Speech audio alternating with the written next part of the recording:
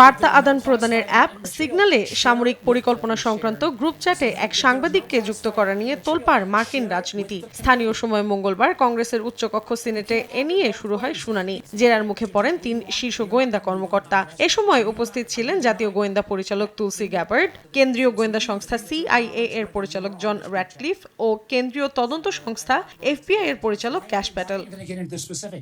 এ সময় সিগন্যাল গ্রুপের ঘটনাটি এড়িয়ে যাওয়ার চেষ্টা করেন রিপাবলিকান পার্টির আইন প্রণেতারা। তুলসি গ্যাবার্ড ও জন র্যাটক্লিফ উভয়ে ওই চ্যাটে গোপনীয় তথ্য থাকার বিষয়টি অস্বীকার করেন। পাশাপাশি সিগন্যাল গ্রুপের মাধ্যমে যোগাযোগ করার অনুমোদন রয়েছে বলেও জোর দিয়ে বলেন CIA এর পরিচালক। কিন্তু যখন স্পর্শকাতর সামরিক অভিযান সংক্রান্ত তথ্য ইরান সমর্থিত মিলিশিয়াদের ওপর আসন্ন হামলার বিষয় ছিল কিনা প্রশ্ন করা হয়, তখন বিষয়টিকে প্রতিরক্ষা মন্ত্রী পিট হেগসেথের উপর ছেড়ে দেন তুলসি ও র্যাটক্লিফ। এ সময় পিট হেগসেথের সিদ্ধান্তের উপর নির্ভর করবেন বলে জানান তারা। এর আগে পিট হেগসেথ দাবি করে বলেন, ওই বার্তা আদান প্রদানে যুদ্ধ পরিকল্পনার বিষয় কিছুই ছিল না।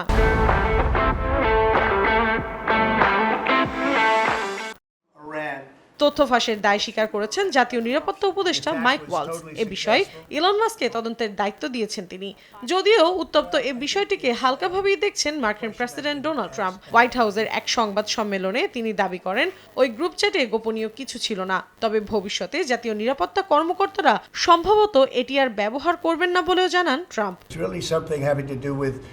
এটি আসলেই নিরাপত্তার সঙ্গে সম্পর্কিত একটি বিষয়, যেমন নিরাপত্তা বলয় ভেঙে কেউ ভেতরে প্রবেশ করতে পারবে কিনা, কিংবা মানুষ কি কথোপকথনে অনধিকার প্রবেশ করতে সক্ষম কিনা। যদি এটি সত্য হয় তাহলে আমাদের অন্য কোনো ধরনের যন্ত্র খুঁজে বের করতে হবে। আমি মনে করি এটি আমাদের করতেই হতে পারে।